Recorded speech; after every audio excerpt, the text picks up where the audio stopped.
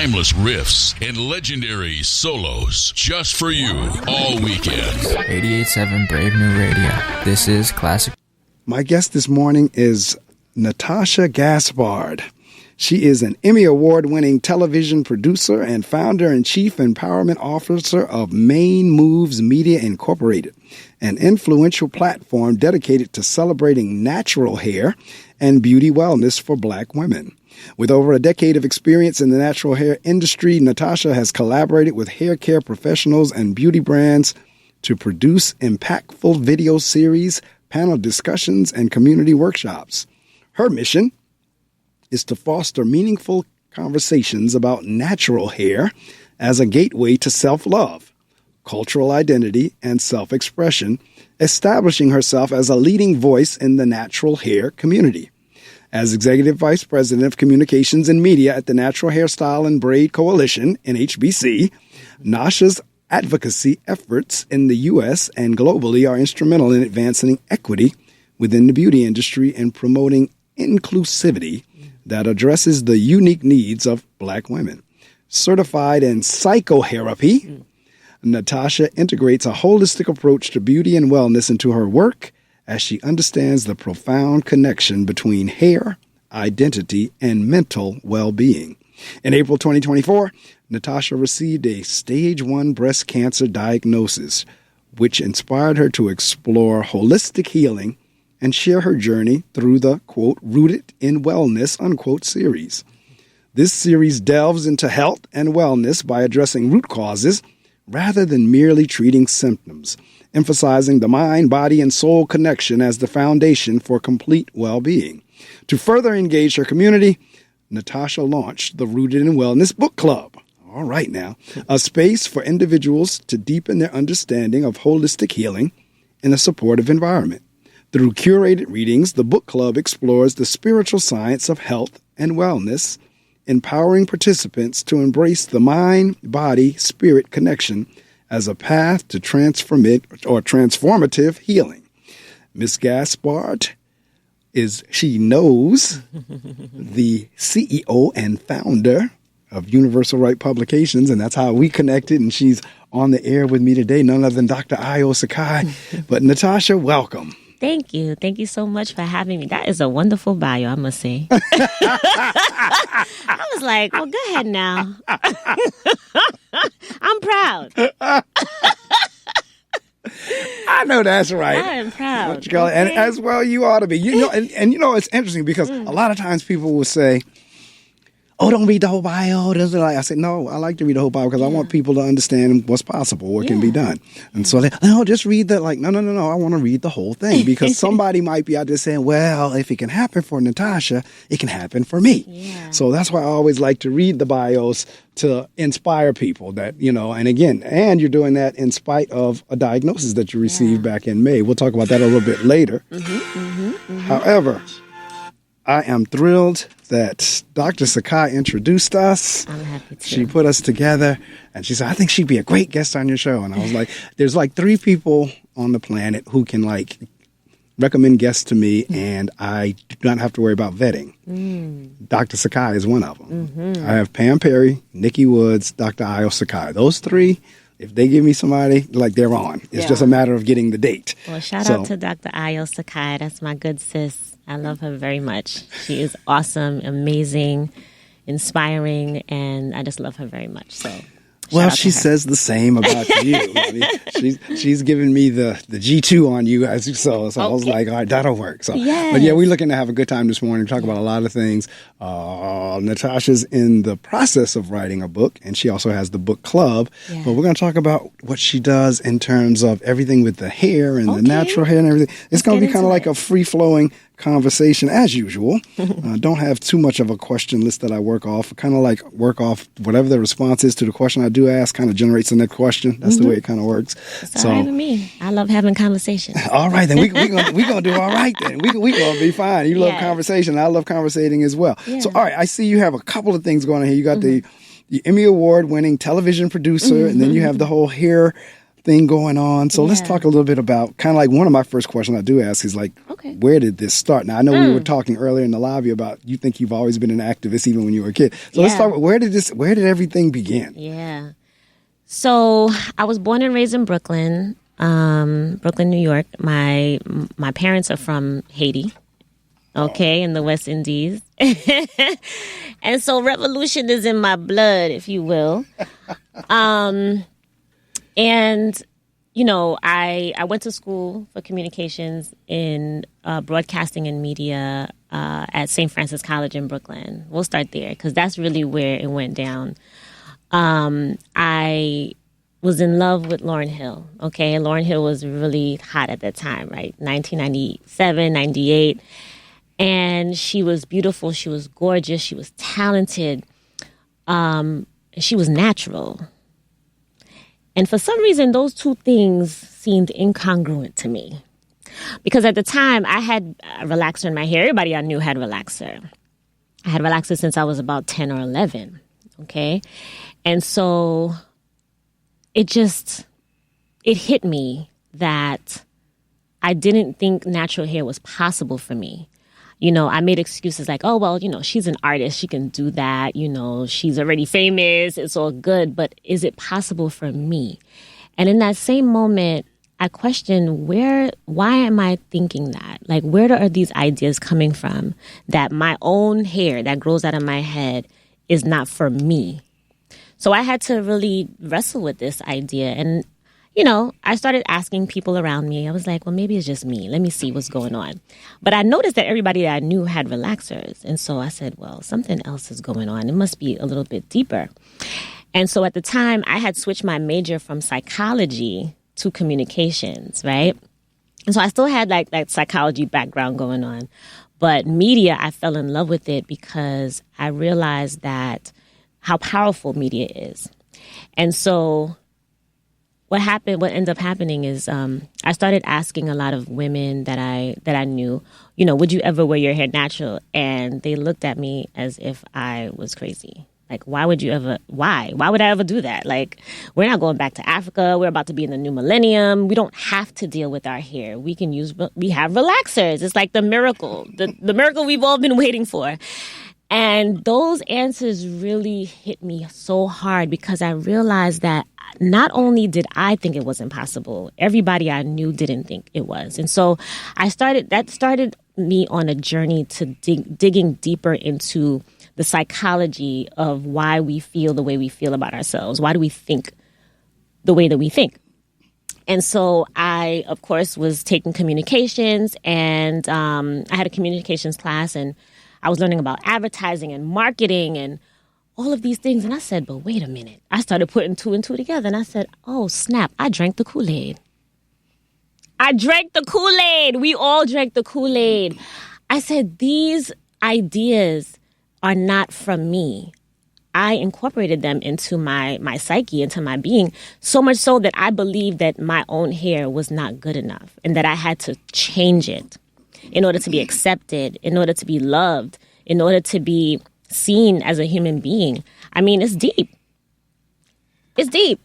No, it is deep. Matter of fact, see, like I said, my questions are always generated based on responses. Now, you've taken me down a different road in terms of this whole hair thing. Okay. Which, I mean, hair, and it's funny you mentioned Lauryn Hill because the good thing about having you here in the studio, I can do a little bit different things when a person's in the studio than whenever they're on the phone. Mm-hmm. Now, since you're here and you mentioned that, I can actually, we can do segues with music. Ooh. In other words, I can put on Lauryn Hill. Let's do it. And so we can do it. But we have always made a statement with our hair, or began to make statements, right? Because you were right. And back in the 50s, we would conk our hair. They would do all kinds of things because what we were doing, and ultimately this is where we're going to go. Mm-hmm. We were trying to look Caucasian.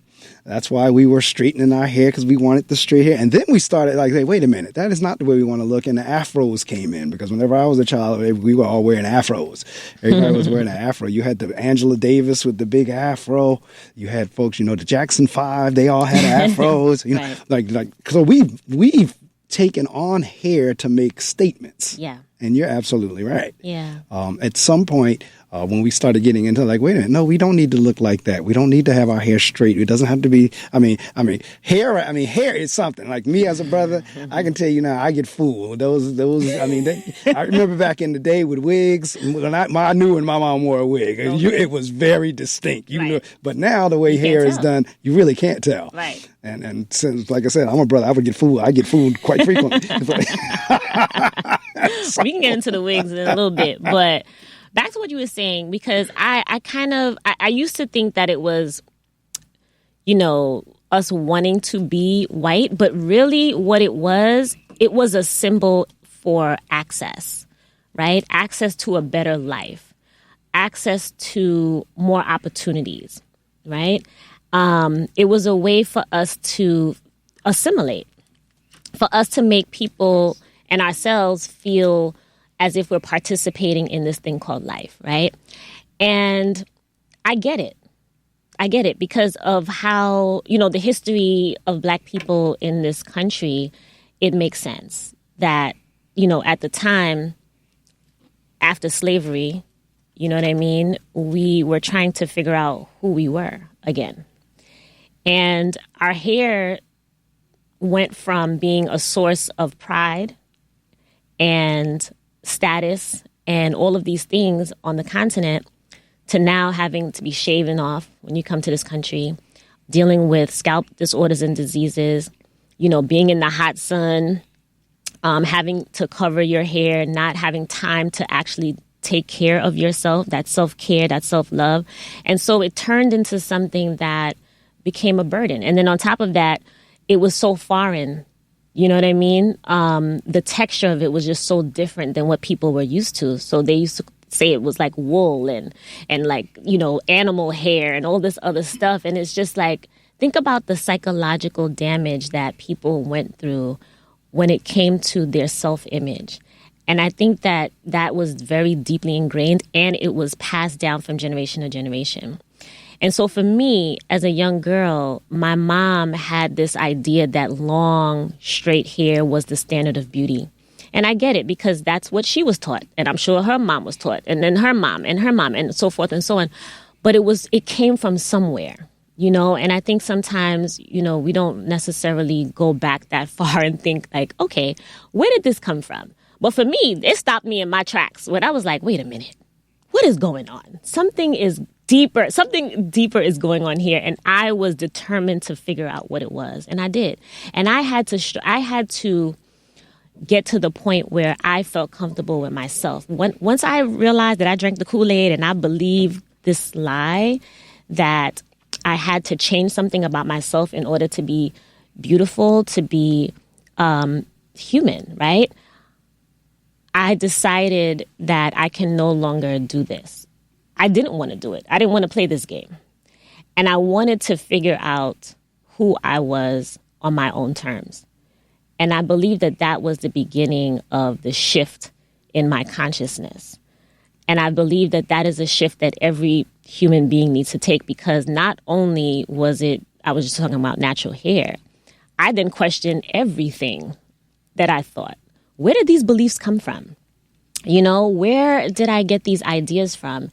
And are they in alignment with who I know I am to be? Who am I? It basically was a way of me to really dig down deep into myself and remove all the layers that have been placed on me of who I thought I should be. Or, my mom, and I don't mean to harp on my mom, but I mean, this is where I get my self-concept from, right? From my family, from my community and things. And so I think a lot of us are struggling with this idea of culture. For me, I think culture is a beautiful thing, but it can also be stifling, in the sense that there are these sets of rules that came and, have been agreed upon by society long before you got there. And because you're born into it, now you feel as if you have to act and be in that certain way. And I would love for us to really get down to who we really are. And when I say that is bigger than our, racial identity and our gender and our class and social status and all of those things. I'm talking about the spiritual part of us, like the energy that we are. Like we are vibrating energy right now in these physical bodies. And so that's why I talk a lot about the mind, body, spirit connection, because we're more than what we think we are. Yeah, I'll stop there. No, you know what? I'm glad. It's interesting because when you have people on radio, every now and again, I will say there are some of my guests that will make me work. In other words, I have to pull it out. Yeah. Oh no, you got to stop me. No, that's okay. That's all right for me. Because I'll just sit and listen because that's the whole point of the show is not necessarily about me. It's about my guest. But sometimes I will get a guest with yes, no answers, and I got to work really hard.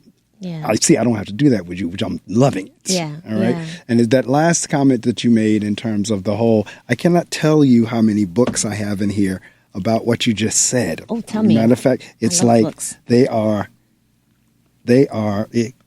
each day there. I think yesterday I downloaded 2 more, but if you can look through, you'll see some of the titles. Just looking through some of the titles, if you scroll up. First of all, the first one. Yeah, see that. The Law of Assumption. There you go. Okay, wait, who wrote this book? Ryo. Okay, I can't even pronounce his name. And that one is very short. That one's a quick read. Really? Yeah, the secret ingredient to creating the life of your dreams. Yeah, I think everything can be. What's the word? I think that everything can be solved. Every problem can be solved by people understanding this. Yeah, so it's like you see the manifestation. You'll see the whole thing about activating your subconscious mind. Oh, I love it. Practical tips. Yeah, so if you scroll up, you'll see a whole bunch on that topic. That's what I'm saying. Neville Goddard. Yes, Neville Goddard. I just found him and have been listening to him, and it has been amazing. Yes, love him. What? The energy of belief. Okay, but first of all, I don't know none of these books, but I need to know. Well, I'll help you with a list. If we can talk about the books that I have been reading. Dr. Joe Dispenza. Yep, Joe Dispenza, exactly. Ooh, I cannot wait to meet him and have a conversation with him or go to one of his seminars because it's everything. Reiki, that's interesting. I don't know any. Okay, Joyce Meyer, I know her. The 48 Laws of Meditation and Manifestation. I'd rather read that than the 48 Laws of Power. When I read that book, I said, oh, no, get this out of here. This is not. They're so confused. No, this is not. Power has nothing to do with, exerting. It's not about exerting power over someone. It's about harnessing your own internal power. Correct. So I put that book down. And I remember from back in the day, people used to talk about that book like it was everything. And I said, when a lot of people talk about something, I'm like, I kind of already know that it's not all that. So, but finally, I got a copy of the book. I was able to see it, and I started to read it. And I said, well, wait a minute. No, this is not. I've read that one, too. I read the 48 Laws of Power. There's a couple of 48 Laws of that I've read. So were you a reader as a child? Reading was, yes, I was. I was a reader. And, my mom was like, okay, turn that TV off. I know that's right. And I felt like, I had 2 siblings growing up, but I always felt like the only child because I was the baby of the family. My sister was 10 years older than me. My brother was 5 years older than me. And so, we weren't in the same schools and, I was the baby. So I was in everybody's face and I had a lot of questions. And so, they went through with me. And so I spent a lot of time with myself. And so I did read a lot of books. My mom, she got the encyclopedia. She was always having the encyclopedias in the house. So I was reading. I was very much into science. I loved science. I loved my imagination was like everything. I remember when I was little, I used to, I grew up in Brooklyn, in Flatbush, Brooklyn. Shout out to Flatbush. And I felt like I was living in the suburbs. Even though I was in Flatbush, Brooklyn, which was Caribbean city, people hear Brooklyn, they think about crime and stuff, but not for me. I felt like I was in the movie Crooklyn. That's one of my favorite movies. I just loved my block. Well, I was very sheltered, so I couldn't move from my block. So I made the best of it. I used to have picnics and everything, and I laid down. I remember just looking at the clouds in the sky and just being in awe. I was just in awe.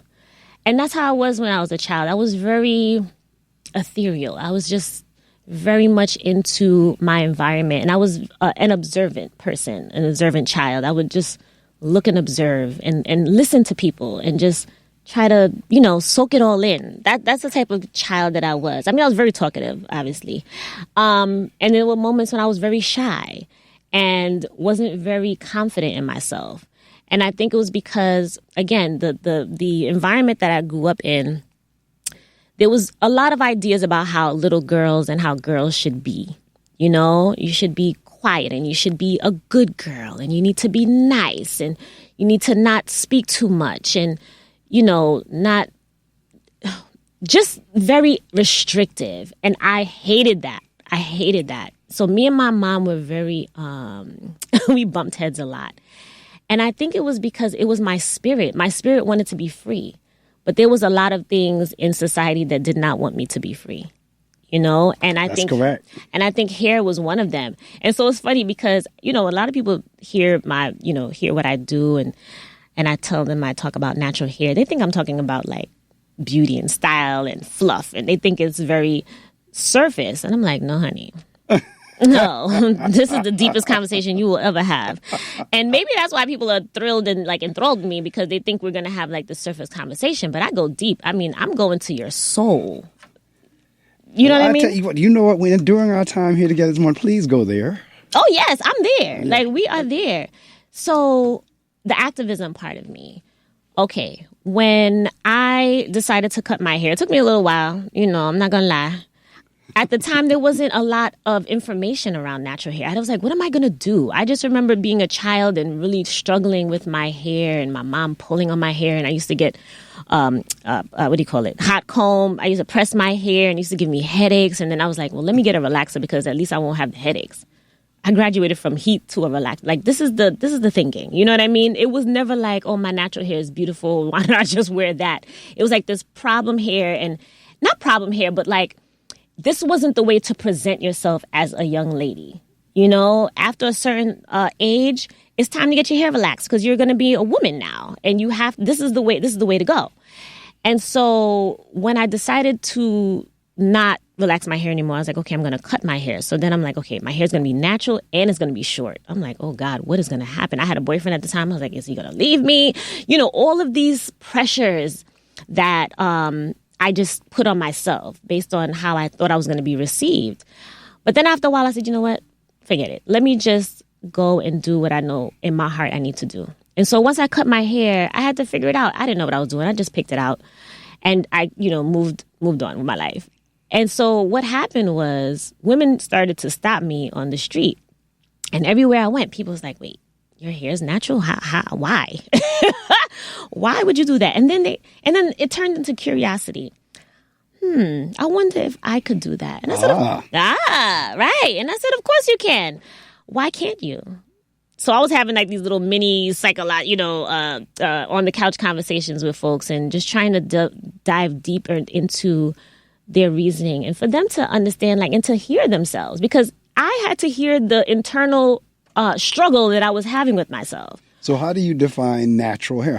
What's your definition of natural? My definition of natural is the way that the way that it is, right? It's growing out of your head in the way that it was intended. I mean, if we go down deep into the science of us, right? And science is basically the language of mysticism, right? I love Dr. Joseph Dispenza when he says that.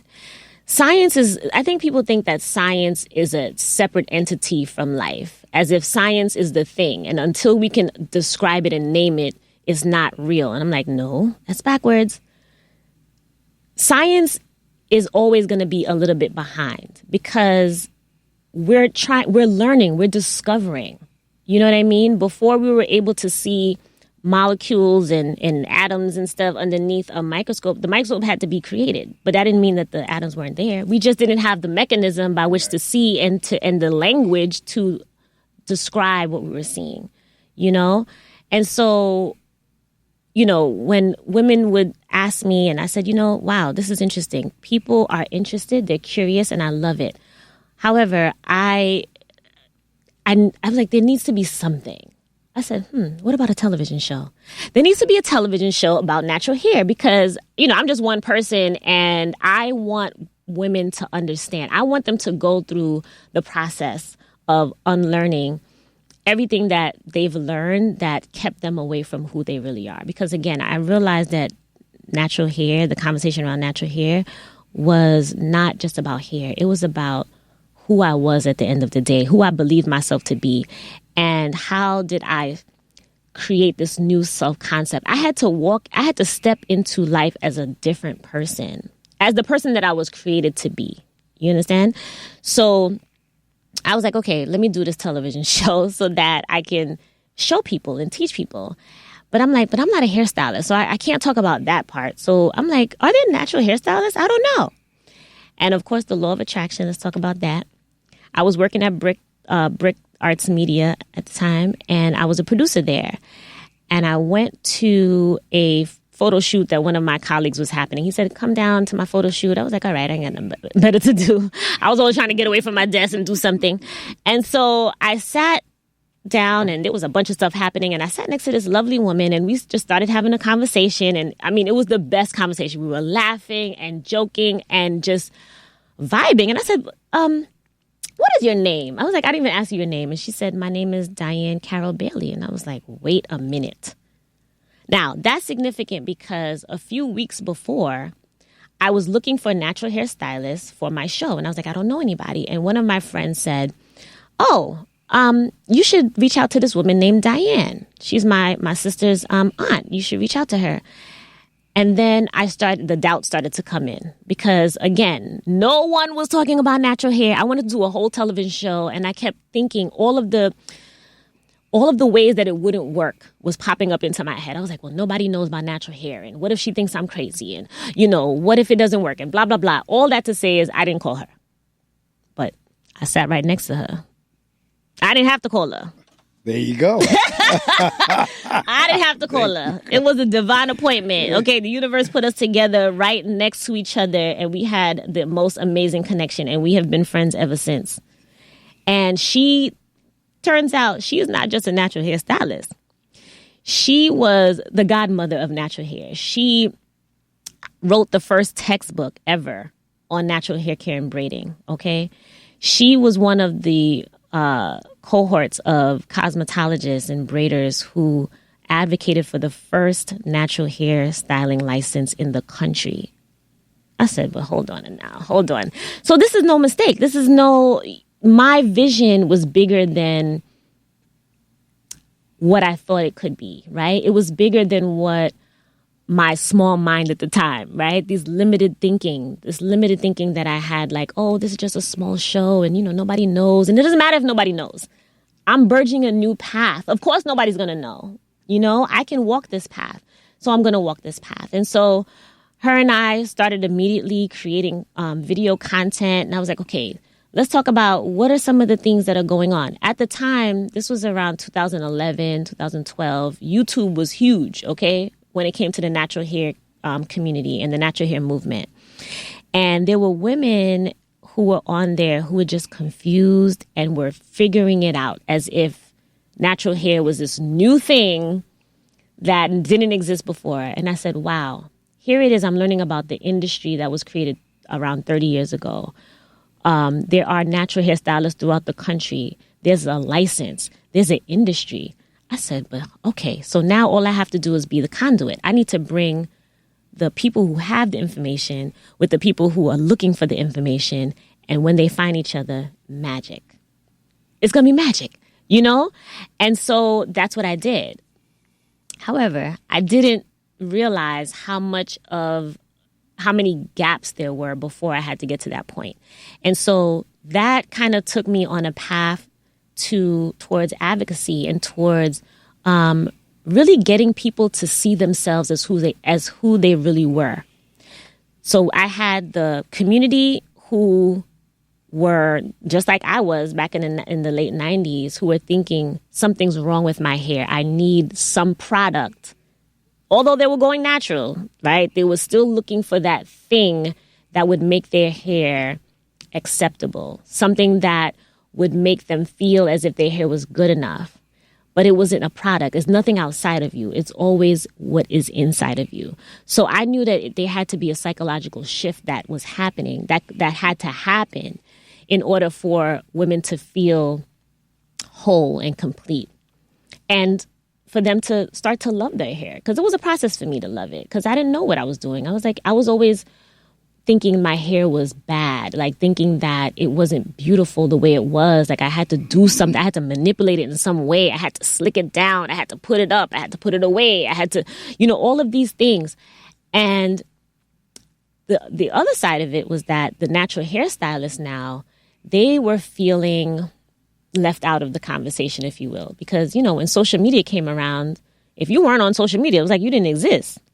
So they were feeling a little salty, I would say.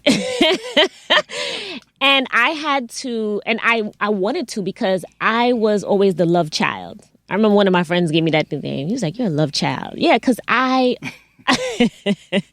understand the power of love.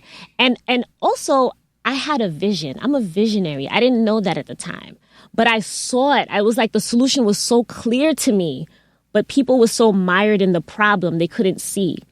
And so I would talk to them and they were like, "Natasha, okay, I'm just going to go with you because like you see something I don't see and you're so passionate about it." And I think that that's what drew people in, Even the women that I spoke to who were just like, "I can't go natural. Like, I have to wear this wig. I can't do this." And I'm like, okay, let's think about it this way. I would just give them different scenarios and stuff. So my goal was always to get down deeper and to get people to see themselves so that they can love themselves. Because the only reason why you're not loving yourself is because you have these ideas that are keeping you from that love. But you are that love. You are. And that has been what has been pushing me this whole time, which has been pulling me, I should say, this whole time. I have been in rooms with people. I have been in conversations with people. Everywhere I go, I talk to people about hair, and I don't even have to tell them anything about hair. We just start talking about it. Hair is the gateway. I'm telling you, it is the gateway into talking about so many things.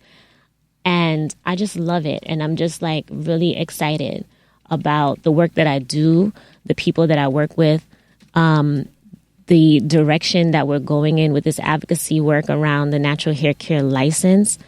I mean, I'm just in awe sometimes of like how far I've come from that, young woman in college really trying to figure out like why I thought about myself this way. And then, following my dream, because I thought like I had a vision for an actual channel, like a network. It wasn't just a show. Like that was the beginning. But then once I started to learn, I was like, oh no, we need a show about this. We need a show about that. And then, obviously I was an Oprah fan. And Oprah had her own network and stuff. And I used to watch her show. And I was very impressed with her when she switched from doing like all the, talk show stuff. Like, how talk shows were back in the day. It was all tawdry and like... And I remember when she switched, she said, "You know what? I'm not doing this. I'm going to follow my heart. And we're going to talk about things about life and love and spirit." And she had that soul segment. No, it was like the spirit segment, something like that. And a lot of people like, "Spirit, what are you talking about?" But she stayed true to her vision and to her heart. And I was like, I'm going to create a whole network because there's so much that we need to talk about. And this is bigger than just one show. It's bigger than me. It's bigger than just in this country.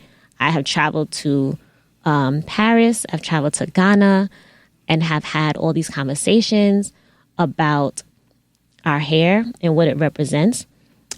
And it represents our power.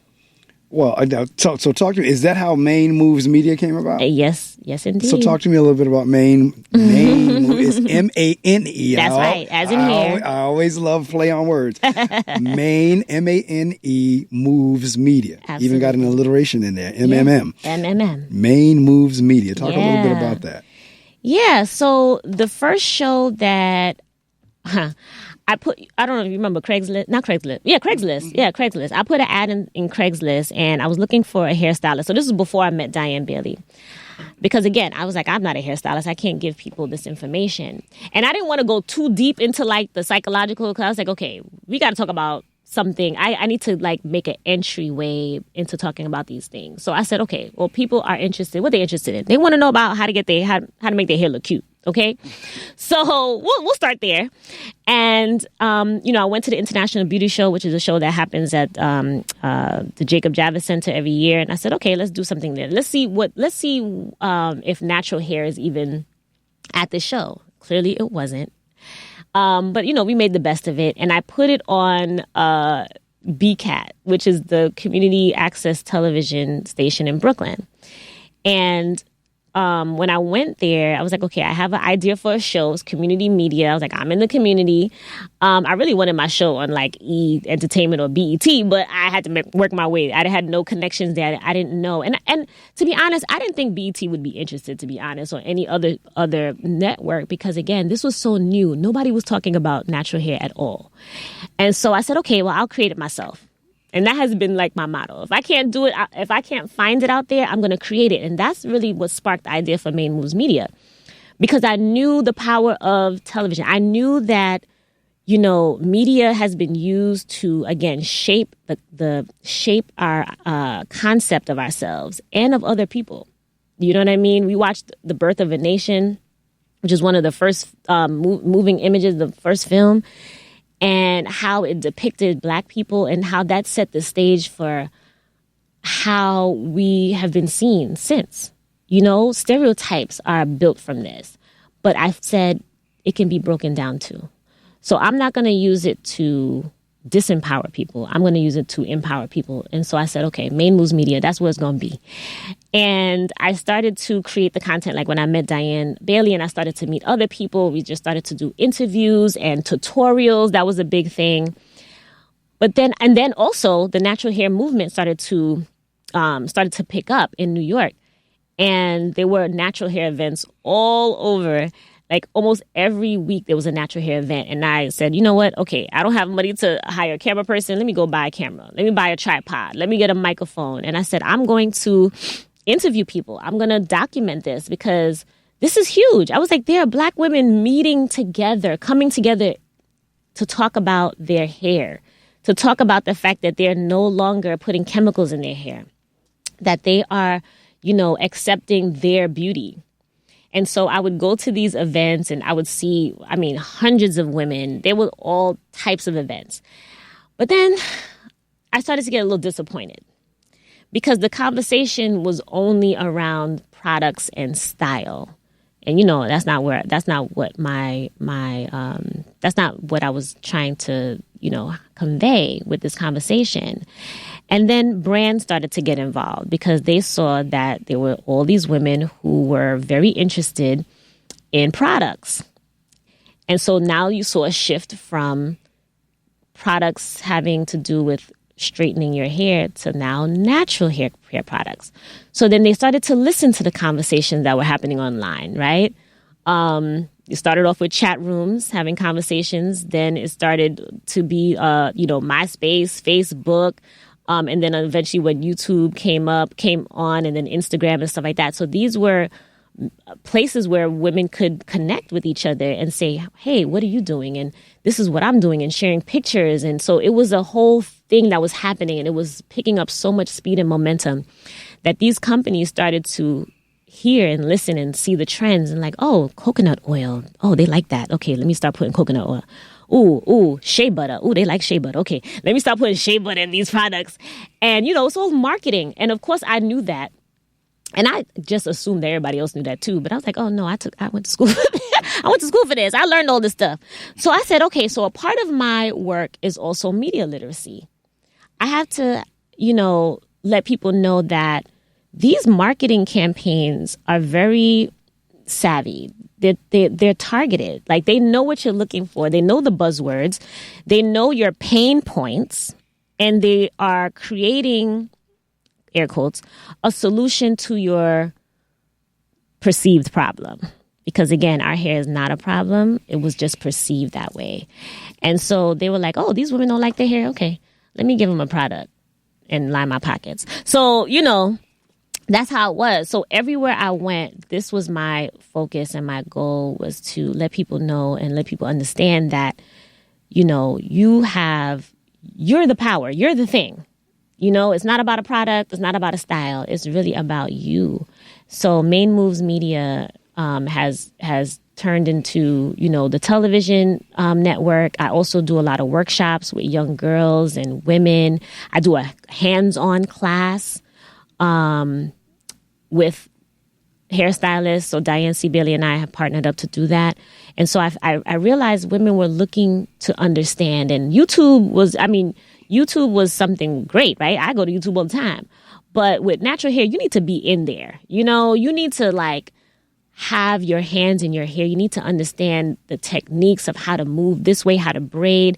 And so I said, okay, well, let's take people offline and bring them in person and be able to answer their questions and also to guide them. How do you do a braid? How do you do a flat twist? How do you detangle? Like just the basics. Because again, let's go back. There's no what education did I get about doing my hair? About the texture, right. About what it needed. I had the blueprint to like how to take care of my relaxed hair. I knew that, you know, water in my hair did not mix, you know, put that shower cap on and tie your hair down and don't get your hair wet. You know, that type of thing. Using grease and all these other heavy products. That was the old paradigm. Now we're in natural hair. That's a whole nother thing. And a lot of people thought it was difficult, but I wanted them to understand that it's not difficult. We're just not used to it. We're used to something else. So once we get used to this, it'll be easier, you know? So that's how I know that this was more than just, you know, just the physical part. It's also the mental, the psychological, the social aspect of our hair. You know, I didn't even get into hair discrimination.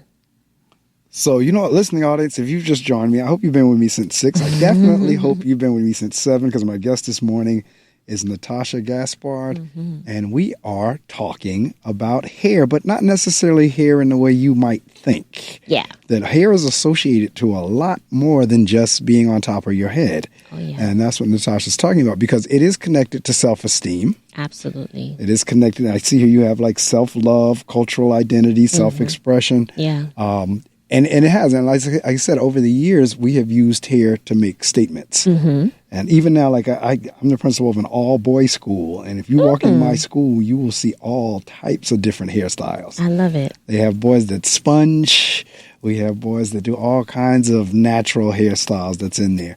I'm looking at your promo shot. You're talking about Lauryn Hill. You kind of got the Lauryn Hill thing going on there. Thank you. Look at that. Lauren, call me girl if you're listening. You got that. Lauren's out that way out of the East Orange area also. I heard. I know. Listen, I would not be surprised if we bump into each other and work together because she is the catalyst for everything that has been happening. And I'm just so grateful to her for just showing up as she is authentically and naturally. And she didn't say anything about her natural hair. She never talked about it. She just showed up and it inspired me to look at myself and be like, is this possible for me? Absolutely it is. So now what is considered psychohairapy? Okay, PsychoHairapy is a certification program that was created by Dr. Afia Mbalashaka. And she is a licensed psychotherapist as well as a natural hairstylist. And so she understood the connection between hair and mental health. And so she created this program for hairstylists, barbers, anyone interfacing with Black women to really learn how to speak about mental health issues through the conversations of hair. So if you're already having conversations around hair, you talking, especially around Black women, you are delving into mental health. You're delving into, again, self-esteem and culture and identity. And so I took this program and it reminded me again, I was like, oh, I took psychology when I was in college. And, you know, this marriage between psychology and communications and how I've been able to use it has been like really amazing. And so I tell everybody about PsychoHairapy. I think every Black person especially should look into PsychoHairapy, taking it, because it starts off talking about who we are and Dr. Fia says that hair is a complex language system. And it is, right? Like you said, we make statements with our hair. And back on the continent, different groups of people would use hair as a status symbol. You could tell someone's status by their hairstyle, right? How much adornments they had. There were different rituals around our hair. This is the part of the class that I really, really loved learning about, is that our hair was seen as a way of healing, right?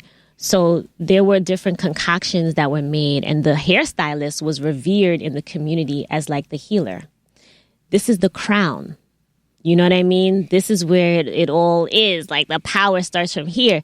And so if you had some type of ailment, they would make a concoction that they would put on top of your head and let it seep in.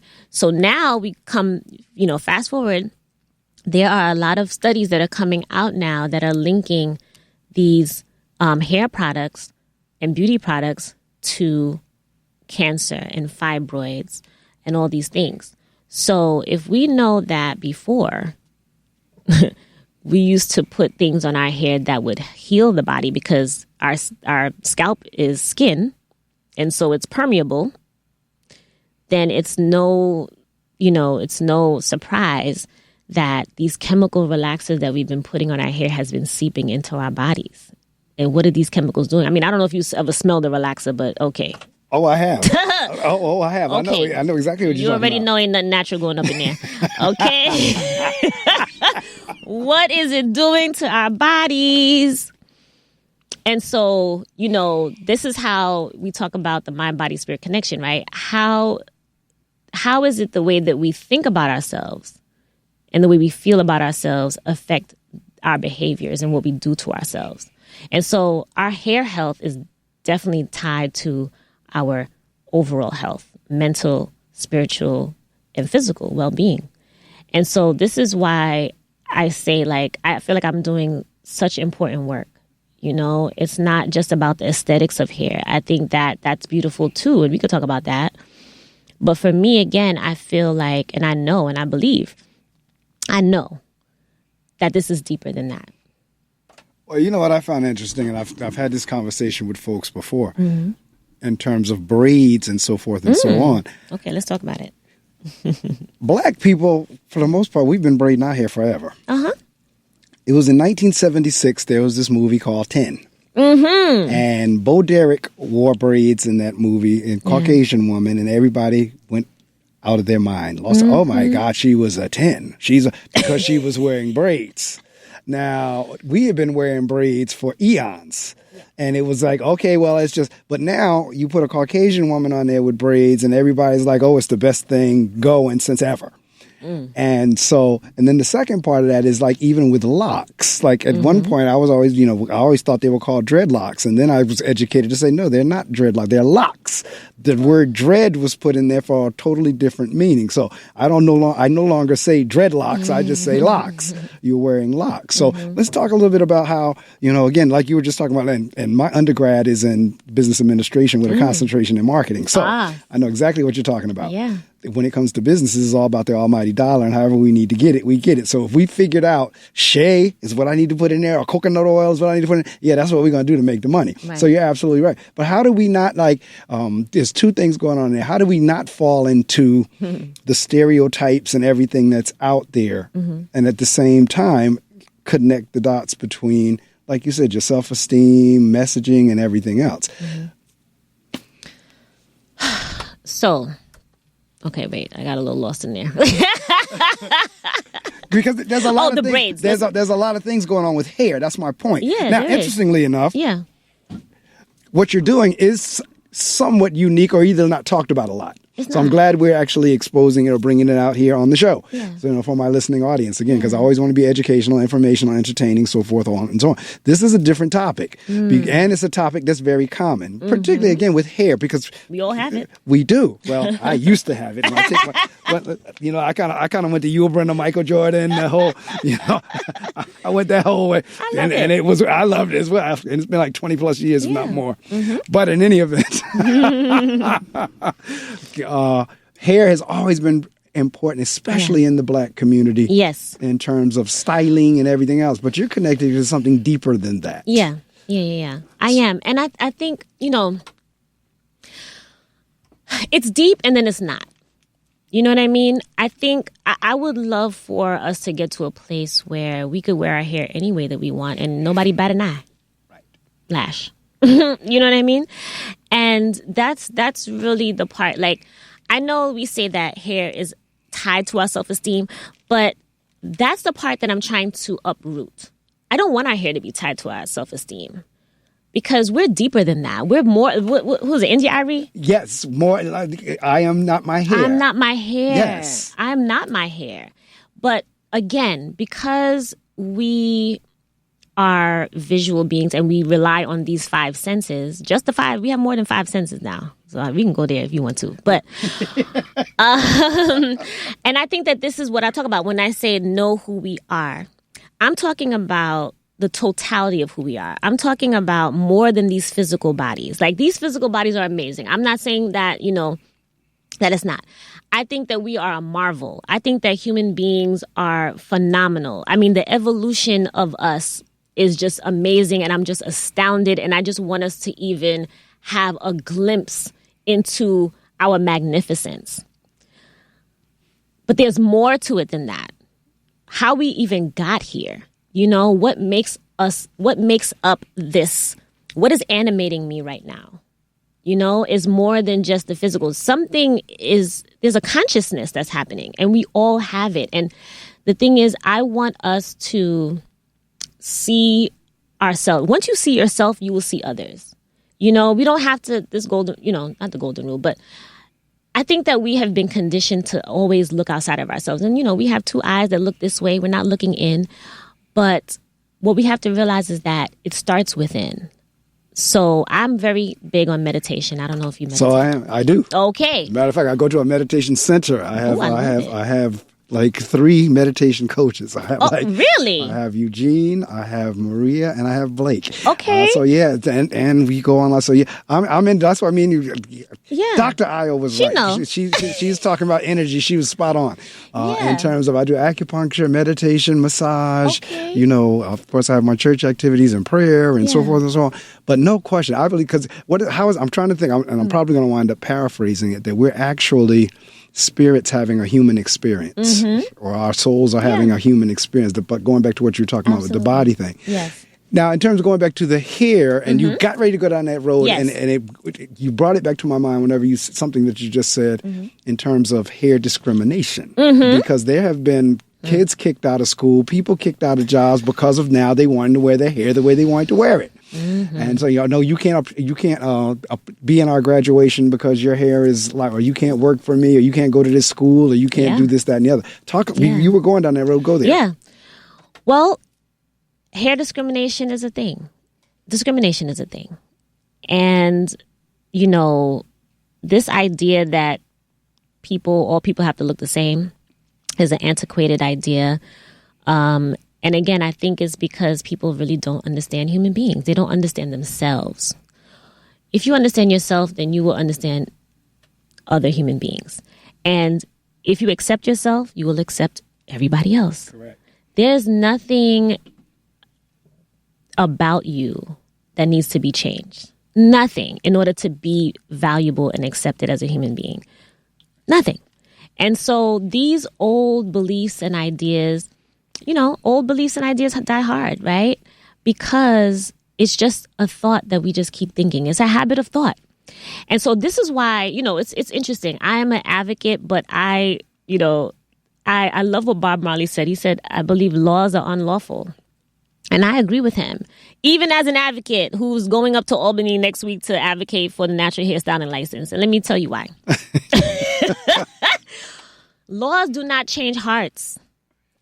Laws do not change people. And I think that, even in this political climate, and, I don't really watch the news like that. I stopped watching the news back in 2019, 2020. I was like, listen, this is not news. This is not anything. But fear, just a bunch of fear going around. Correct. And the political climate. Okay, so the way that we see others is as if we're separate. And the separation is an illusion. We see ourselves separate from our inner being. So, of course, we're going to see other people as separate. So this is what I'm saying. Like, the law is just something on paper that is forcing people to act different. But that's not how change happens. It doesn't come from the outside. Change comes from the inside. And so this is why I call myself I'm sorry I didn't put that in my bio. I call myself a love advocate. Because I'm always advocating for love. Love is the answer for everything. Love is the answer to everything. Love is everything. I mean, every single thing. Not just the things we want, but things we don't want. No, you're absolutely right. It's every single thing. We make the choice. We have the choice. You know what I mean? To choose the way that we want to be. So I don't know if you saw my story on Facebook yesterday, but that's exactly what it said. It said something along those lines. It was with Martin Luther King. It was a quote he made about love, that love, and I'll have to pull it back up. But in any of it, no, you're absolutely 100% correct. And going back to your thoughts, because this ties us back into law of assumption, law of attraction, so forth and so on. Yeah. Talk a little bit about the thoughts and all of that. Well, this is the thing. We are pure consciousness, right? But are we aware? Are we aware? Now, I became aware, right, in college, again, that I was going against myself in thinking negatively about myself. So I had to become aware of that because I was just being and doing. I was just, acting that way. I assumed that role. I assumed that person of someone who has to walk with their head down, with someone who feels as if they're not good enough. Like, that is who I was being, but that's not who I was, really. And it didn't feel good. When people talk about, oh, I'm shy, I don't want to speak, imposter syndrome. Like, these are signals. Our emotions. I want to talk about our emotions. Our emotions are huge. Yes. And in the society, we are told that don't go by your emotions. Don't even pay attention to your emotions. They're not valid. Excuse me. That's like driving with your eyes closed on the highway, talking about don't read those signs. Emotions are our guidance system. But because we don't understand emotions, again, we don't understand ourselves as human beings, but this is why I think we're so beautiful, because we're learning. All of these books that we're reading is about learning how to be human. We always talk about we don't have instructions. Yeah, there's instructions, but guess what? That's right. There's a lot of instructions. That's right. But even if you don't read the instructions, all you have to do is pay attention to you. Because again, books are the afterthought. These are the conscious thoughts of people who have become enlightened to the way life happens. But life happens regardless, right? And so for me, I have gone on a meditation journey. I don't even remember when I started meditating. That's how long I've been meditating. But I realized that when I was younger, like, let's go back to the books, the reading. Reading, for me, sometimes it was a little difficult because I was very emotionally invested in the stories that I was reading. I mean, I would be like feeling like this was happening to me, okay? And I was like, I can't read this. I got to put this book down. And sometimes I would get antsy. As a child, I couldn't sit still. I was always running around. And I realized that was something within me that I wanted to kind of figure out, what is that about? I didn't want to go, I don't know. I haven't been diagnosed with ADHD or anything like that. And I don't believe in these diagnoses. So we can get to the breast cancer in a second. These diagnoses, child, are just like, again, misunderstandings of life and how we work as human beings. And so I said, okay, let me sit down and let me just figure this out. Because clearly nobody going to tell me, because it's me. It's inside of me. So let me figure this out on my own. Again, like I said, with the natural hair, I was like, well, why do I not think my hair is beautiful? Oh, no. I'm going to have a talking to with myself. We're going to get this together. You know what I mean? I'm going to get my mind right, because something must be off if I'm thinking this way about myself, and it doesn't feel good. It doesn't feel good to be against yourself. And so I made the connection that it's all the same. Like, it doesn't really matter what it is that's making you feel bad. Feeling bad is when you are disconnected with who you really are. And that's significant, right? Depression, anxiety, these are all normal human emotions. Like, of course, there's nothing that I can experience that another human being is not experiencing. These are human emotions. But I realize that I get to choose if I stay in that way or not. I can occupy multiple states of consciousness. And I realized that by meditating, by sitting my behind down and not letting myself get up. You know what I mean? And really understanding that the only thing that I need to control, and not really control, because control is really about submission, is me, myself, and I, right? It's being really tuned in to what's going on in my mind and around me and within me and through me, and realizing that that's the only thing that I need to be concerned with. I don't need to be concerned about what that person over there is doing. They need to be concerned with what they're doing. You know what I mean? They need to be concerned about what they're doing. And because people are not concerned about what their own selves are doing, this is why we have people creating laws. This is why we have people stopping people from doing things, like wearing their natural hair to work, or whatever it is. I mean, if we think about it, we have politicians that are creating laws every day. How many goddamn laws? I'm sorry. How many? Like, when are we going to run out of, like, the amount of laws? We're not going to be able to leave our houses at one point. When is this lawmaking going to stop? And so I feel, and I know a lot of people don't agree, that we can live in a world without laws that tell me what I can't do, what I should do, how I should be. I think once we really tap into our power, we will understand that we govern ourselves. We can govern ourselves by the highest power. So if that is the case, then there's nothing to be afraid of. We're just afraid because, one, we never allowed ourselves to think that far, to let our minds be free. And that's just a function of, you know, your ego holding on to what it knows. You know, and that's with anything that you haven't tried before. If you never, you know, if you, like me driving here, I was like, oh, where am I going? I'm like, it's nighttime. I mean, it's not nighttime. It's morning time, but it's dark. I don't know, you know, and I said, no, I'm going to see this as an adventure. Right. I'm going to see this as an adventure. And I changed my whole outlook and That's perspective and my feelings. And I got here. I made it. I'm here. That's right. So I tell you what, we are going into the 8 o'clock hour. I'm gonna do our top. Yeah, time flies. It really does. It really does. But we're gonna continue on. Okay. You're here, so I'm gonna go ahead and keep you here while you're. Hang on. WPSC Wayne 88.7 Brave New Radio. Yes, indeed, you are listening to 88.7 FM Brave New Radio. My guest this morning is Natasha Gaspard. And we're talking about a plethora of things, but they're all connected in terms of who we are as humans. And I was asking her, did she see my post on Facebook? And it was my story yesterday. And it's from Martin Luther King about love, because she was talking about love. Yeah, we definitely talk the same speak here, because that's the way I operate from as well, in terms of, because King's quote is, love is the most durable power in the world. That's it. And for those of you who follow me on Facebook, you would have seen that yesterday as a part of my story. If you have a question for Natasha, you can call us. She's actually live here sitting next to me in the studio. You can call us at 973-720-2738 if you have any questions for her. If you just want to shout her and want to say, hey, you can do that. I'll put you on the air as well. But again, the number is 973-720-2738.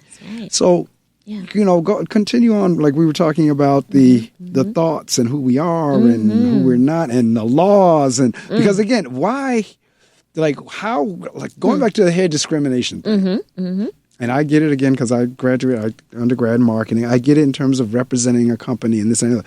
But why should the way I wear my hair? Why do you feel like that's a misrepresentation of the company, unless everybody wears their hair the same? That's interesting. I think the hair discrimination thing, you know, I thought you were going to ask me, like, why do we need a law? Because a lot of people say that. Why do we need a law in order to wear our hair the way, you know, we wear it? And I say, well, because wearing our hair the way it is technically still on the books as illegal in some states, right? Correct. And this is what I'm saying. It's just like, when you think about it, you sit back, it's like, why do human beings feel that they have the right to force people into being the way that they feel that they should be. And I'm like, it's just so backwards to me. And then these companies now, I don't think that they necessarily think that they're being racist or discriminatory. It's basically like, their ideas, like it's just a habit of thought, and they're not consciously aware of this. This is why I say love is everything, because I understand that. So I'm not angry about that. I used to be. But what I'm saying is that now that I understand that we're all human beings and, we come to consciousness at different times, I know when people are not in alignment with themselves. And I'm not going to be upset with them because of that. They just don't know. They don't know how. They don't know it's possible. You just said the word alignment. Talk about that. Help the listening audience understand what you meant when you said alignment. I know what you mean. Okay. But help them understand when you say alignment. Yes. So alignment means you're being... How can I even explain it? I feel like I just embody it so much. I know it. And, sometimes I feel like words get in the way sometimes. I'm like, dang, we got too many words. You need to feel what I'm saying. Just like feel it. And it is an energy. So I'm going to try to tap into that. Alignment for me means me knowing that I'm following my heart. I'm following the energy that creates worlds, right? I know that I am a spiritual being. I'm also a human being. And being in alignment with that means that I am here for the highest good. I am in love. Okay, so let's talk about love, because I know some people like, love's the answer. You mean I gotta, love somebody? It's like a feeling? No, it's more than that. Love is the substance of life. Like, it's oxygen that I breathe. It's this microphone that I'm speaking into. It is the very substance that creates this world and the universe and everything. It's the particles. That is what love is. The particles by which this universe is made up. I call that love. Okay? And, some people call it God, or God is love and love is God. And I'm like, yeah, but people have different ideas about what God is. It's the most expansive way that you can think about life. That's love to me. Love is the mechanism by which everything exists. That's how I see it. That's how I would describe love. Well, I'll tell you what, I got a couple of folks. You can call in, but I have a couple of folks texting me, and they have Dr. Darshell DeBoe-Stone. She says she's absolutely correct. Laws are not necessary when love and mutual respect are the guiding factors. All right now. That was one. And then I have one from Dr. Ayo Sakai. She says her question is, what's the solution? Oh, the solution is love. Love is the solution to everything. But I do think that love is the solution to everything. And, I'll give you an example with hair discrimination and texturism and all these things. Again, I feel that love is the answer because, one, I understand this life. I understand that human beings are having, spiritual beings having this human experience, but not everybody is aware of that and tapped into that. So my heart is even more open to you because I'm not judging you. I'm not telling you that you're wrong. One thing, I don't believe in right or wrong. That's one thing. I don't believe in that. I understand it. I know what people are talking about, but really I operate in the realm of wanted and unwanted. Because again, love is every single thing. I feel that, things happen and that's it. Like they just happen. I see it from not a space of like, it shouldn't happen. It shouldn't happen because I'm like, if it shouldn't happen or if it wasn't going to happen, it wouldn't have happened. Right? So life is a continuum. It's just going and going and going. But again, this is where choice comes in. This is where our power comes in because we shape our own reality. with our conscious minds. And I think that because we don't know that, that's why we feel like we have to force people to do things. We have to force people to understand things. We have to force people to be. We don't have to force anything.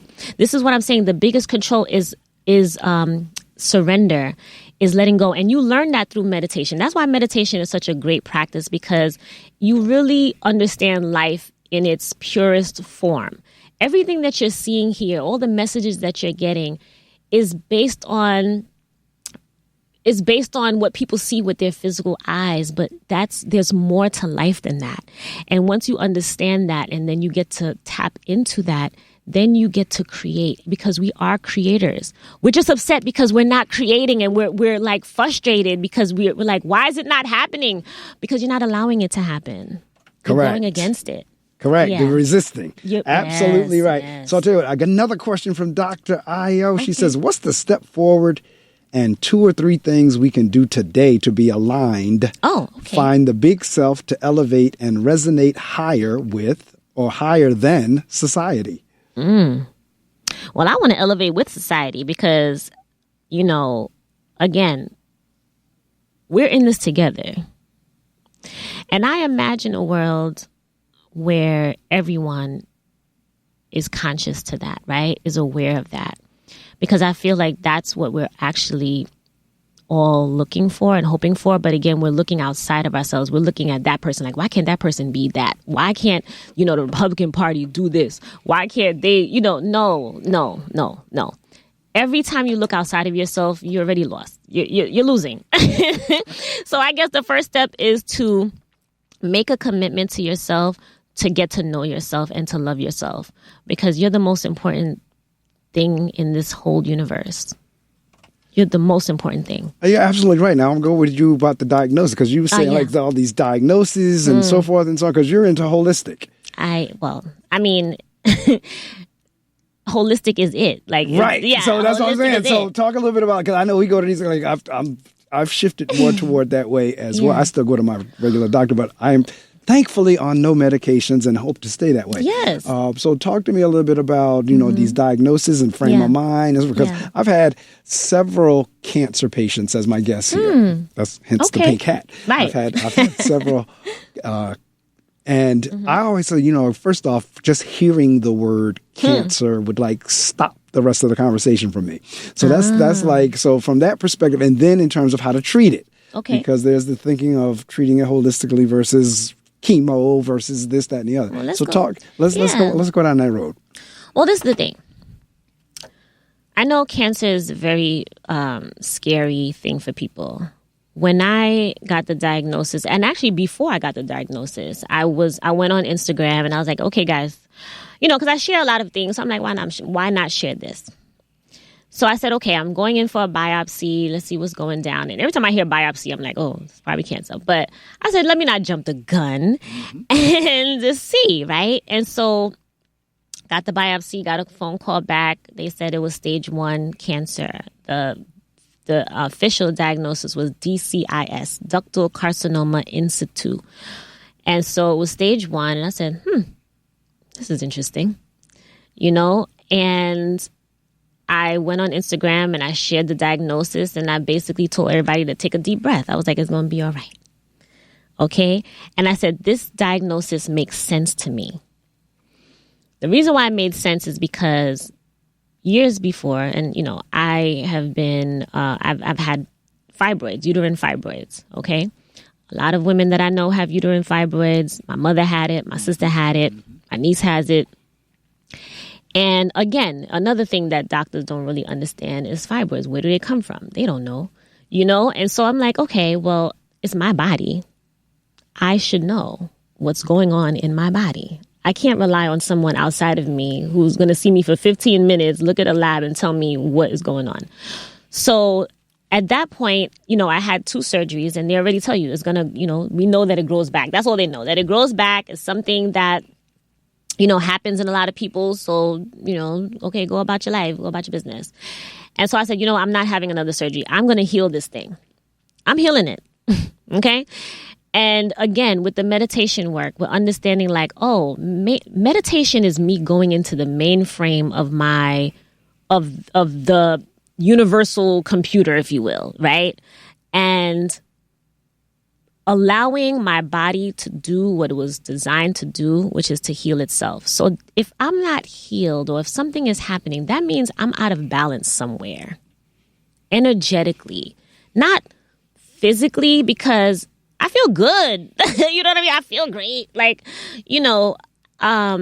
but I know that there are some things emotionally that I haven't dealt with. And I said, that has to be it. So when the diagnosis came, I said, Chad, okay, now it's time for me to really go in. Because I'm like, cancer now? I said, no, we're not doing this.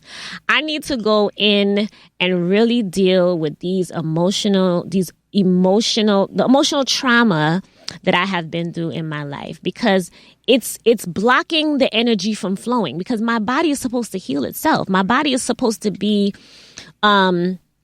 healthy and well. Cancer is a sign that you ain't healthy, honey. Like, I thought I was eating well, but clearly there's something else going on. So I'm like, okay, I eat pretty well, so I know it's not that. And of course I can do better, obviously. But I said there's something deeper, again, with the natural. Something deeper is going on here, right? And so with the same amount of fervor that I went after understanding why I thought the way I thought that would cause me to then put a relaxer in my hair, I said, I'm going to go down deep and think about what is it that is causing cancer to develop in my body. And so I did that. I have a naturopath doctor, and she's amazing. And the first time I saw her, she was recommended to me because I asked someone, she's like, oh, I saw this doctor and she read my energy. I said, I need to know who she is. That's the doctor I need to know. I said, who is she? And I met her. And the first time I met her, she had me put my hand on something that looks like a mouse.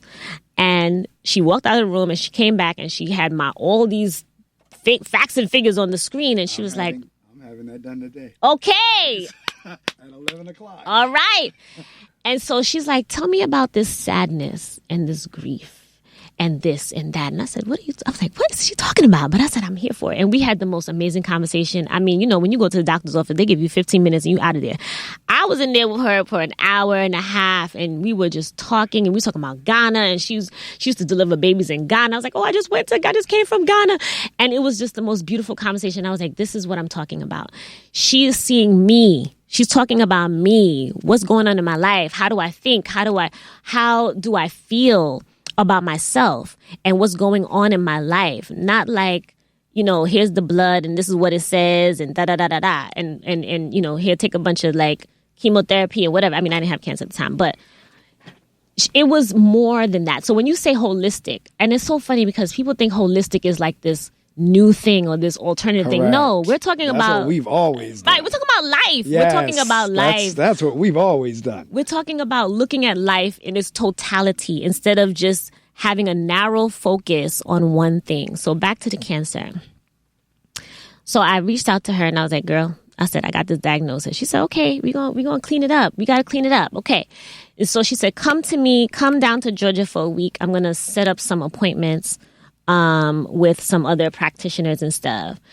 And I did all of that, and it was amazing. I started a GoFundMe page because I was like, okay, now I'm like, this entrepreneur life is a little difficult, and I need to do this. I need to do something outside of chemo because they did, so I had a lumpectomy. So I removed the lump. Right, I removed the cancerous cell. I didn't remove it. The doctor, the surgeon, removed the cancerous cells and 2 lymph nodes underneath my left arm. Right, so it was my left breast that was affected. And I healed. It was the same day procedure. I was like, wow, this is amazing. And I'm very confident in the medical system in terms of like surgeries and all the advancements in medicine. I love it. I'm here for it. That's not my issue.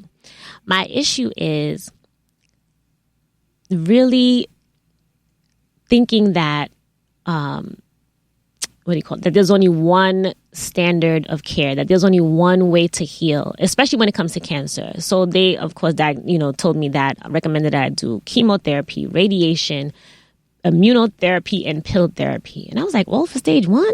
And I said, well, what is the rationale behind this? Where does this come from? I wanted to understand like what they were thinking. Like, do you understand the mind, body, spirit connection?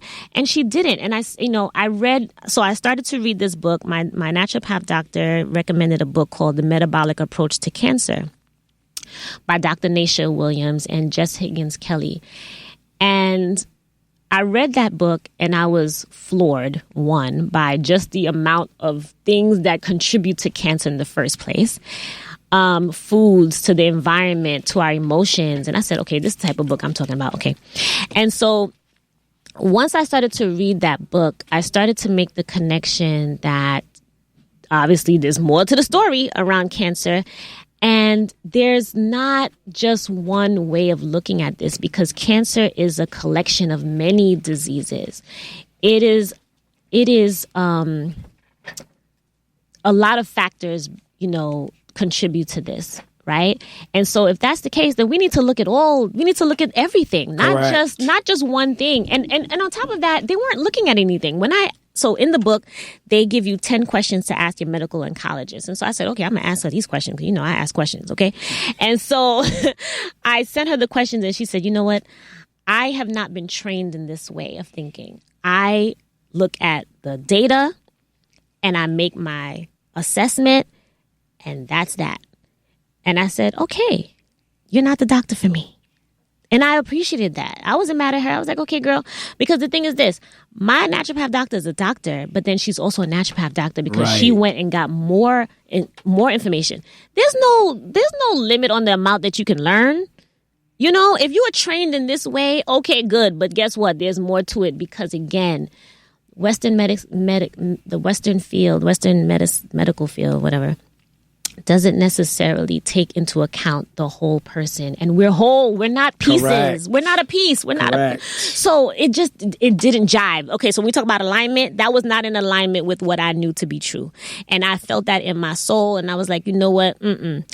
I am going to take my health into my own hands because it is in my hands. And if I have been able to heal myself in the past, because I have, and if I have been able to change my thinking, that's the definition of a miracle, right? Really shifting into another plane of consciousness. I was like, I got this.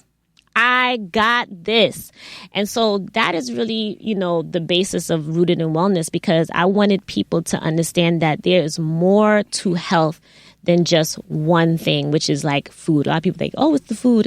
Yeah, it's the physical, of course. I'm not saying that that's not important, but your emotions are very important. Oh, absolutely. Like I told you a couple minutes ago, that same procedure you just talked about putting your hand on the mouse, I'm having that done at 11 o'clock. Wait. Because yesterday at my school, we had a professional development and we had a holistic doctor come in and we did a whole stress health session. Okay.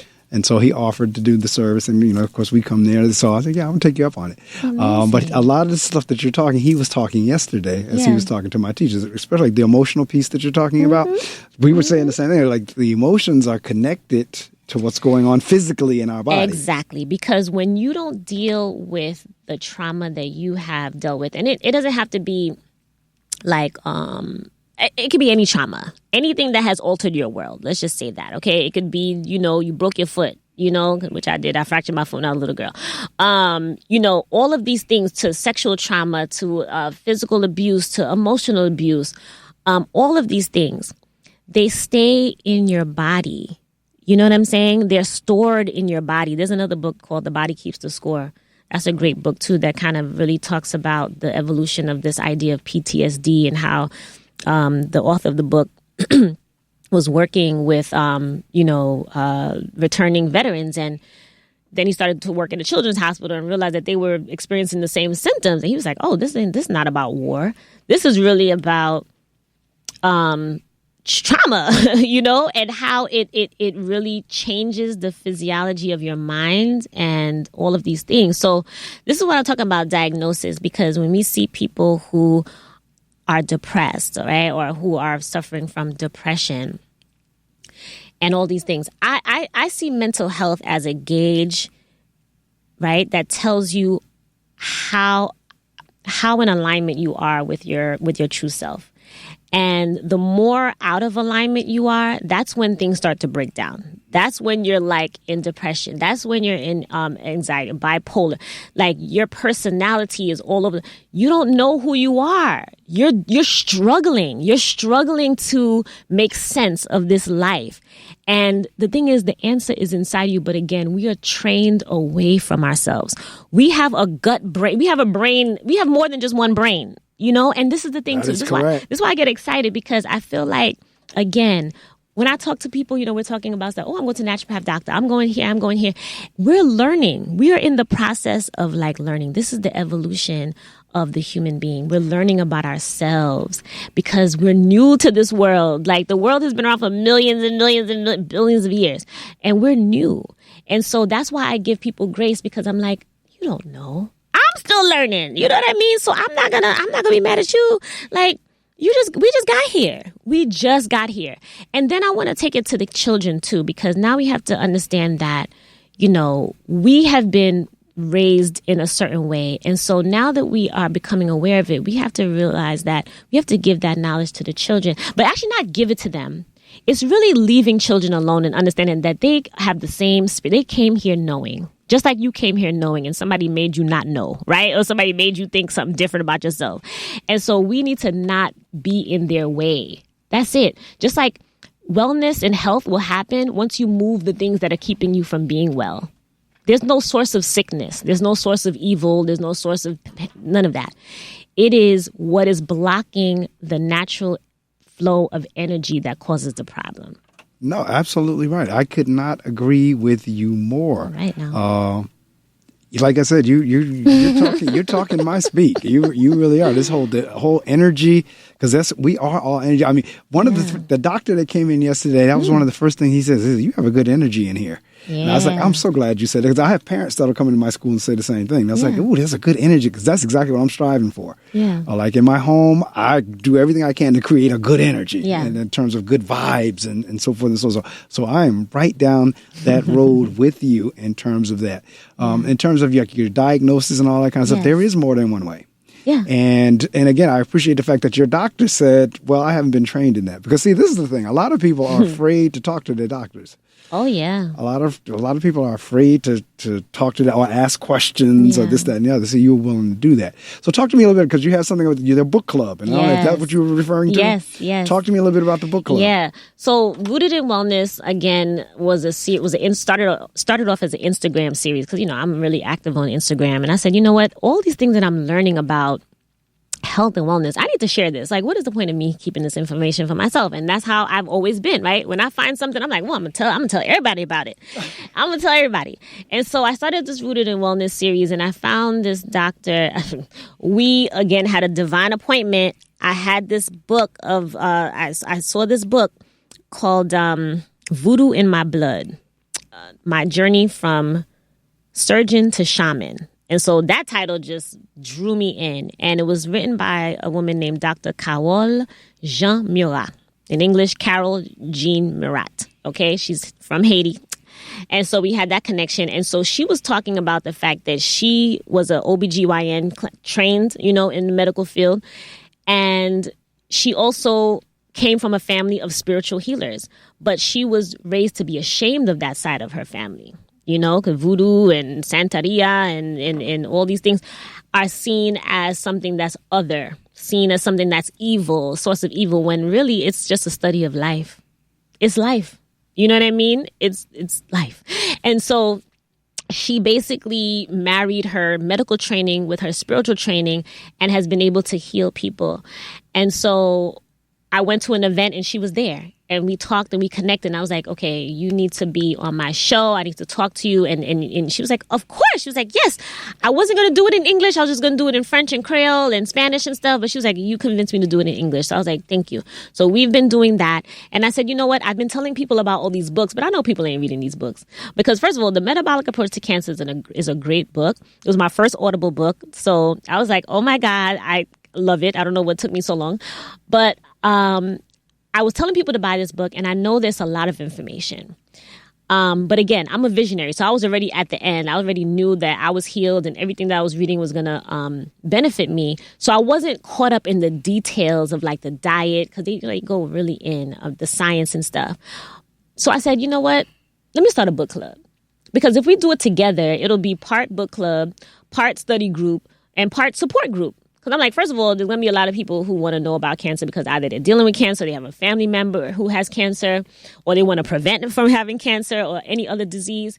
And I've always said that this book should have been titled The Metabolic Approach to Life, because every single person, I think, should read it. There's a lot of information about just the way our bodies work in general that we're not taught. If we understood, like, the foods that we're eating, we would not go near those foods. If we understood what it was doing to our bodies on a daily basis, just the things that we do every single day, we would not be doing these things. And so I said, this is important. So I'm going to start with this book. And she talks about the mind-body-spirit connection as well. And just the way that she explains cancer and where it comes from and the cell and how the mutated genes. And, I'm a science person, right? I love science. So I'm just like soaking this book up. And I said, I'm going to do a book club because people need to understand this. It makes cancer seem so doable, so manageable, so preventable. So I said, this is what we need. Knowledge is the antidote to fear. And I said, this is why people are so afraid of cancer. So when I went on Instagram, so many people hit me up, even friends of mine, people that I went to school with who were like, I'm battling with breast cancer right now. My mother, my father, my sister, has cancer. And I said, this is the perfect time. Join this book. People have reached out to me. They're like, somebody told me that I should call you. I just got diagnosed. I was like, okay, perfect. I'm just starting. The book club is starting like this Sunday. Get that book. Read the foreword, read this. I send them assignments. I'm like, watch this video and stuff. We did a little mindfulness practice. I'm like, let's get the people into meditation. And these are the solutions. When we talk about solutions, we don't need a big grand solution that's going to fix every single thing. It doesn't work that way. The world didn't even come together that way. Everything is incremental, step by step. You can start where you are. I started with a book club because I said, more people need to know about this information. So what am I going to do about it? Just sit there and wish and hope, be like, oh, I'm mad because nobody knows and I'm upset. Oh, you don't know and you don't know. No, I started a book club and I'm invited people. 25 people signed up for this book club. And so every month, and then I have a mid-month meeting too for people who miss it or people who want deeper conversations to come. And let's talk about this. Let's learn together. And you know what's going to happen? They're going to tell that another person. They're going to tell another person. And we're going to, you know what I mean? The ideas and the conversations about energy and meditation and quantum physics and all of these things. I don't want to have these conversations with myself. You know what I mean? So I'm going to tell the people, like, come on and learn. Like, if you're curious, that's all I need. I just need you to be curious. And you want to be healthy. Guess what? It's your birthright to be healthy because that's our natural state of being. The fact that we're not means we're out of alignment with who we really are. We're supposed to be healthy. Like, that's it. Our bodies are amazing, amazing, amazing, amazing machines. And we can learn the things that we're doing to stop the machinery from working in the way that it works, right? We could probably live way longer than we're living right now. I know we can. Well, the doctor that I talked to yesterday, he said we're actually designed to live 120 years. I'm sure. I'm sure. I heard you say, and I'm trying to think of how Goddard puts it in terms of being in that mind or second mind or the reality. Where you said, I already knew I was healed. Yeah. Your mind, that's where your mind was. Your mind was, I'm healed. Right. My mind and my body. That's what I'm saying. But that's what I'm saying. You weren't sitting there worrying about it. You're like, I know I'm healed. That's it. And this was prior to the healing. Yes. That's what I'm saying. That's it. I forget what Goddard calls it in terms of it being the states of consciousness. He's like embodied a state. It's in mind, or I forget. It'll come to me. But it's like you're acting as if it's already so. Mm-hmm. So the fact that you made that statement, I'm here. Yeah. Well, let me just break that down. It's a little more than acting. Because acting, and this is the thing that I think, people talk about imposter syndrome, because, you're acting, you don't believe it. You know what I'm saying? You're just saying it. And that's the whole thing with affirmations, too. Like, if you're just saying words and you're not feeling it, and that's why I say emotions are important. We're doing this stuff already. Manifestation, I think people use it in terms of, like, using it to get what you want. But it's like, no, manifestation is life. Manifestation is what is happening in this very moment right now. We are manifesting. We have been manifesting before we even came into these bodies. You know what I'm saying? So, but what we're doing is understanding the process of manifestation so we could do it consciously. So we're not creating the lives that we don't want. We are creating the lives that we do want. So again, I want people to understand you're already manifesting. You're already a manifestor. You are a creator. We are creators. That's what we're doing. Do you know what you're doing? Do you know how to do it? Okay, well, join the book club and we'll talk about how to do that. Or hit me up on Instagram. We'll discuss how to do that. But so good morning, caller. Oh, you have a caller? Yeah, okay. So probably you probably didn't realize. I think I know who it was. Probably didn't realize I had a guest on. All right. So, but anyway, you're absolutely. I'm the end stage, the end mind, or whatever. I'm trying to living think. from the end. Living from the end. It's the. I listened to him on YouTube. I haven't read his book. It's a way. They would call it a certain phrase, and I'm trying to get the exact phrase. But you really like. You're there. You're actually in that reality. Yes. You're in, like you were in that healed reality. Yes. You were not in the I'm sick reality. No. You were actually in the I'm healed reality. Yeah. And let's break that down, right? Because that is using the power of your creative power, your imagination. And, sometimes we think imagination is like fantasy or something that's not real or not to be paid attention to, but there's nothing that's not real. Your imagination is the realest thing ever. And your imagination is what is fueling you, what is driving you, what is creating what you see and what you experience. That's why I said we're manifesting right now. No, absolutely, because now I see one of the ways he calls it is living in the wish fulfilled. Yes. That's one of them I was trying to get in. There's another way they call it as well. But the living in the wish fulfilled. Yeah. In other words, you're there. Yeah, and let's talk about that because through my meditation practice, or just through life, assuming a new state, that's what I did when I decided to go natural. I had to assume a different state of being, right? Even when I wanted to be more confident as a person, I had to assume a new state of being. I had to leave that old way of thinking behind. And, because because our brains, that's how our brains work, we create grooves in our brain of, so that we don't have to keep thinking about things. It just becomes automatic. And again, this is where love and grace comes in, because sometimes we beat ourselves up for, why did I make that mistake? I did that the last time. It's like, okay, if you understand yourself, change doesn't happen instantly. I mean, it can if you know what you're doing. But when you are just getting used to something, you're getting used to it. You have to persist. You have to persist, right? And so, but in a loving way. It's not pushing. It's not forcing. It's not any of those things. And it's definitely not beating yourself up. It is a loving way. It's you calling yourself home to yourself. It's you actually, your real self is calling you home. You are lovingly being guided and going with the flow. And, sometimes in this world, it seems that that's impossible. Like, how can I do that? But think about what we're saying. How can I go with the flow of life? It's not natural. It's the most natural thing ever. What made you think that you can't? What makes you think that you can't be healed and healthy? How much of our thoughts are keeping us bound and limited? There you go, limiting beliefs. Mm-hmm. That's what they call. That's called limiting beliefs, and that's exactly what Natasha's talking about there. Yeah. Like we can have limiting beliefs that keeps us limited. Yes. That's why they're called limiting beliefs. Yes.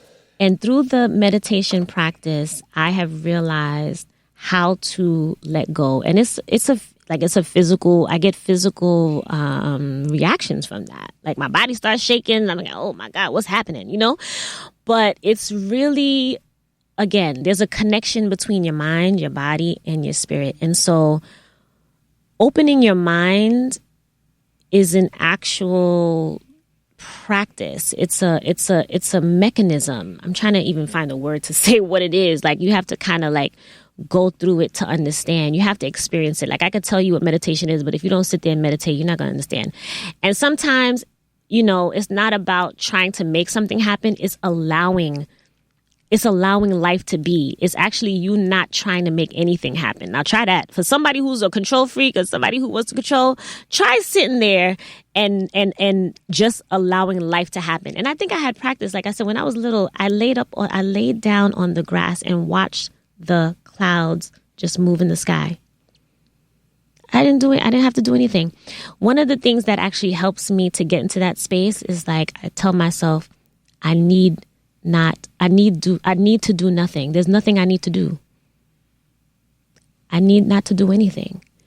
And then I feel my body relaxing. I feel my mind like really opening. and I know when the tension is there, when I'm holding on. And so it's like exercise for your mind, if you will. It's like... No, you're absolutely right. No, you're absolutely right. Yeah. I have really gotten into the mindfulness, into the meditation and all of that over the last years. I mean, I've always been into it to a degree, but I've even heightened my interest in it. We are coming down to the last part of it. And this has really gone, because we did an extended version this morning, and I'm fine with that.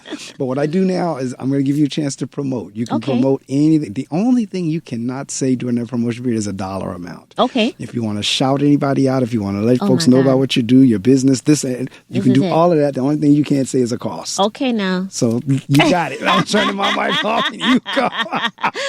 All right. Well, as you know, I am the founder and chief empowerment officer, okay? Because it's all about empowerment of Maine Moves Media, and that's MANEMOVES media.com. That is my website. And you can follow me on Instagram at Maine Moves. Again, MANEMOVES. If you'd like to support my GoFundMe page, you can do that. I came up with a lovely URL. So it's bit.ly, so bit.ly/Natasha is healed. Because I was like, I'm claiming this. Okay, I am healed. Okay, and if you believe that and you want to support me, I would appreciate it. I'm actually doing a documentary. I have a young lady named Bridget Turner, a filmmaker, who reached out to me after she saw my Instagram, and she was like, I'm so inspired by your courage, right, in this moment. And she said, I never heard anybody speak about their diagnosis being a blessing. And she was like, I would love to document your journey. And I said, girl, come on, let's do it. So she came to Georgia with me, and we documented all of the healing, holistic treatments that I've gotten. And, I told her, I was like, listen, I want to travel the world, and I want to talk about holistic healing with all these practitioners, because, again, I feel like they don't really get enough shine in the mainstream media. And, it takes time to be mainstream, and that's okay. There's a lot of practitioners out there that are doing their thing. And, if you are a holistic healer and you want to be on my show, definitely hit me up. You can email me at Natasha, that's Natasha at mainmovesmedia.com, or you can send me a DM on Instagram. I do check my DMs, so slide up in the DMs, if you will. I am single, so anybody I'm single, ready to mingle. So, you can slide up in those DMs too. Okay, but listen, know that we're going to have some deep conversation. If you're not here for deep conversation, just keep on going, okay? Because I'm not here for that. But, so that's about it. And the Rooted in Wellness Book Club, we are at 25 members. I was trying to keep it to 20, but some people have come and I'll make a way. So you can definitely find out all of the information about Rooted in Wellness on the website, mainmovesmedia.com, as well as on Instagram. And also, I'm going to Albany. We're looking for hairstylists, hair care professionals, advocates, community members who are interested in advocating for natural hair care in New York State. We will be going to Albany. And so you can follow the Natural Hairstyle Braid Coalition at _NHBC. You can go to our website, nhbcoalition.org, and you can send us an email if you're interested in advocating, if you believe that Black women have the right to have access to ethical education around natural hair care, no matter what texture they have. That is our mission, to elevate the art and science of natural hair care through education and legislation. So that's that. Well, I tell you what, I am so happy we've had this discussion in Black History Month as well. Yes. Because we were talking about particularly hair on Black women, because it is Black History Month. I don't care what those outside say. And not that we need anybody to affirm us in that way. Whether you say it's Black History Month or not does not matter, because Black history is 365 days of the year, not just relegated to just one month. But when you get that book done, you will definitely come back. Oh, yes, for sure. I am going to stay in touch with you. Dr. Ayo Sakai, she was correct. She sent me a text that said, see, I told you, yes, you're correct. You're correct. Yes, you're correct. I got to give it to you. You're correct, Dr. Sakai, you are correct. I'm going to go ahead and put Lauren on. I wanted to put it on earlier, but I didn't want to interrupt the conversation. Okay. But we're going to do Everything is Everything. One of my favorites. That's right. Thank you so much for joining me this morning. I loved it. I enjoyed every moment. Same here.